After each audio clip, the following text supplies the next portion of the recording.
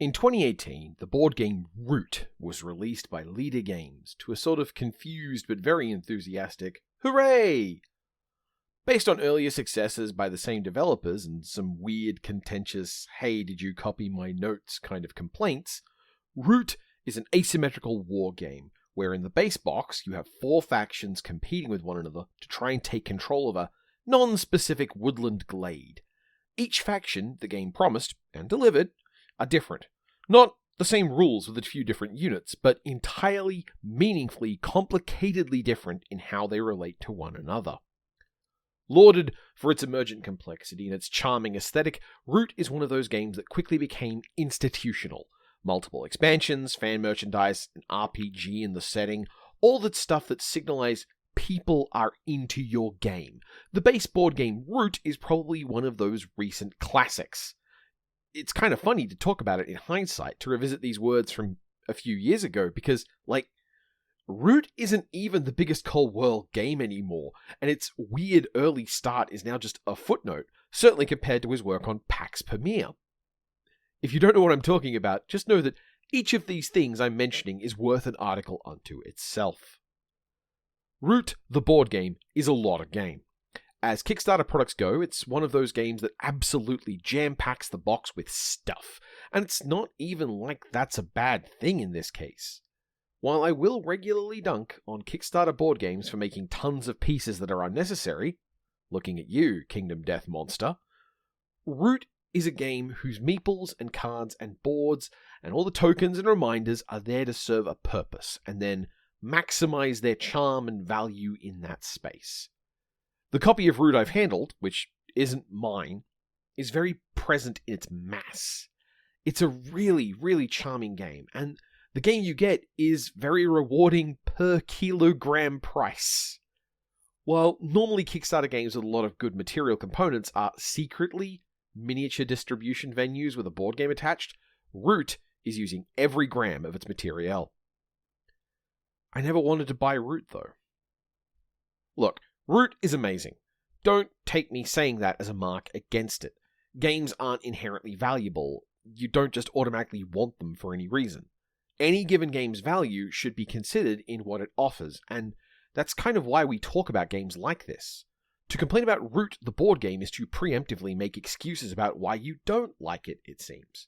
Root is a game that doesn't fit my life, and the reason why is actually kind of specific. What it is what I refer to as mastery depth. Mastery depth is a term I used when talking about Century Golem, then realized I may have never mentioned it anywhere before. I mention it from time to time and then don't explain myself, which is a great example of bad academic language. Here's the concept then. Mastery. The put it in a single sentence version of mastery looks like this. Mastery is the way the game is affected by having already come to understand the game. That's a small sentence, it's reasonably simple words.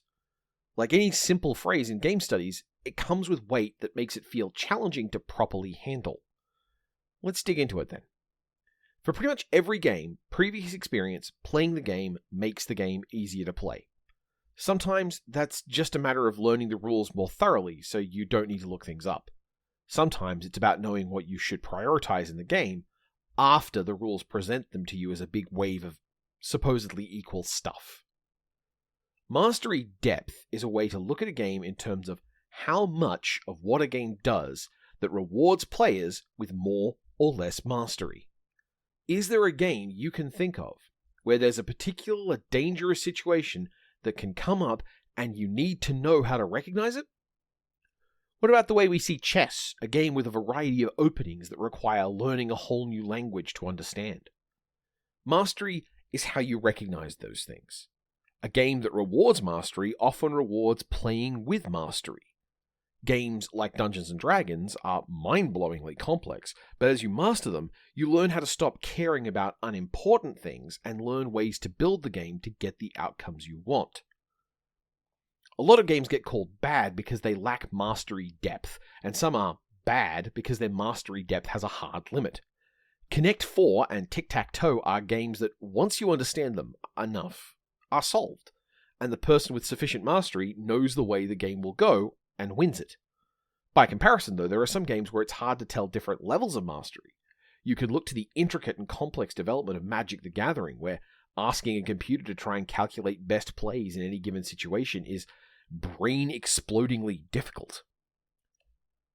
Bear in mind what players need to know, how much they have to play, and if your game needs mastery or rewards mastery, and if you're okay with that.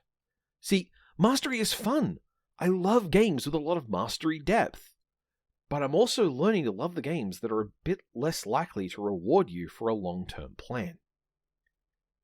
I've been thinking about this these past few years as the weird uncle with a board game collection, watching my family's relationships to games changing.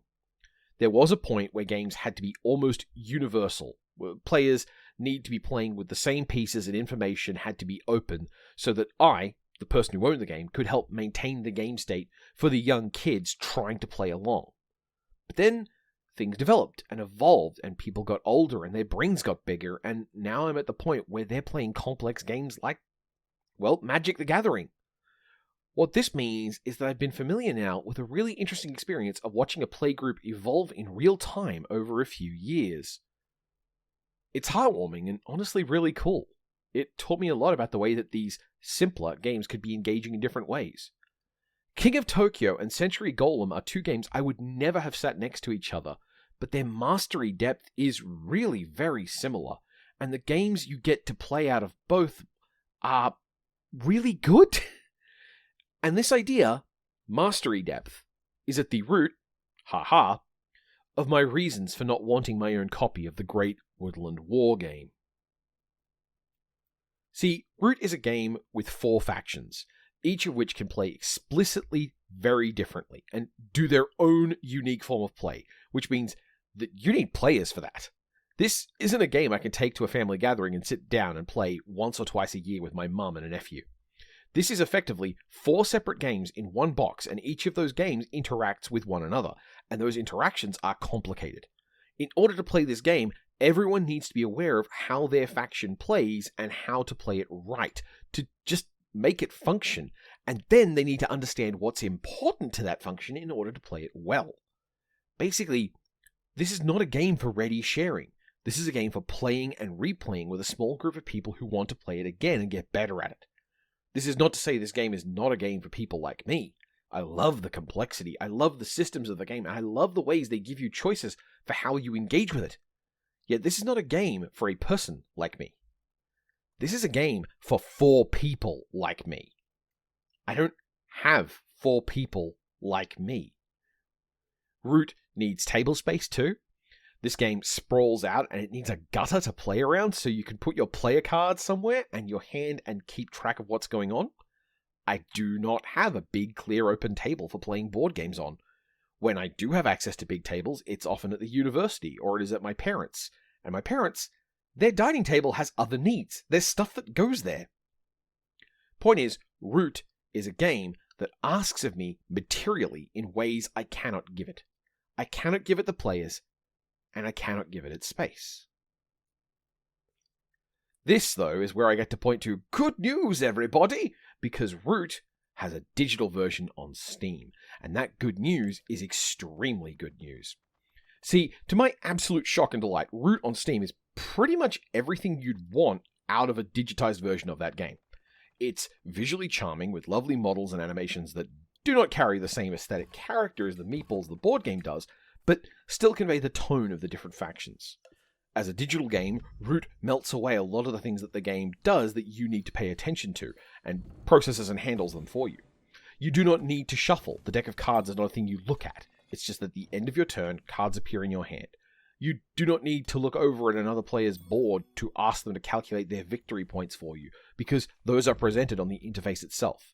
Information is brought forwards and as necessary, and you are given room to inspect the game in the ways the game recognizes you need to.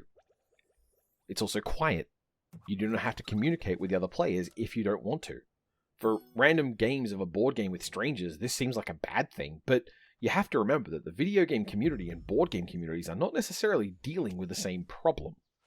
Video game players can use the video game platform to quell anxiety, and to not have to talk to people or make sure they're managing the rules correctly and avoiding a socially awkward fight at the table, that can be a delight. The game handles asymmetrical play too, where you can turn up, play a turn, then log off for days at a time if necessary. Is it a strict upgrade? No, of course it's not. To talk about these games as if they're comparable versions with better or worse misses the point. Root is a beautiful game that's very complex, hard to manage in your house, and challenging to find players for, which means, for me, it's strictly superior to have Root on Steam. But you know what'll never happen? My partner will never wander by the computer while I'm playing Root, look over my shoulder and say, "Oh, that's cute, can I join in?" I will never be able to take a meeple from the box of this and use it in another game for an impromptu bit of house ruling. When the server shut down, I will lose access to this copy of Root and have no way, literally no way with my current skill set, of changing that. If I don't plan on playing Root this month, I won't be able to hand it to my friend, Pendix, and say, "Hey man, give this a shot with your partner for a few weeks, see what you think." The way we structure our relationship to games change based on how we play them.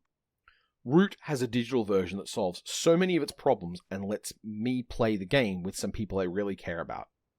Opening these pathways limits others, and that means that, as with many such things, it's a compromise. In a lot of ways, it's best not to think of Root, the board game, and Root, the digital game, as just the same game, but rather two asymmetrical factions in the same space, competing for your attention in different ways. Root, as I said up top, is a really charming game, a game that I like and that doesn't serve my needs a lot. But now I have a version of it I can always play with one of my friends. We can even play with the expansions very cheaply. For this reason, I give Root a score of friends out of 10.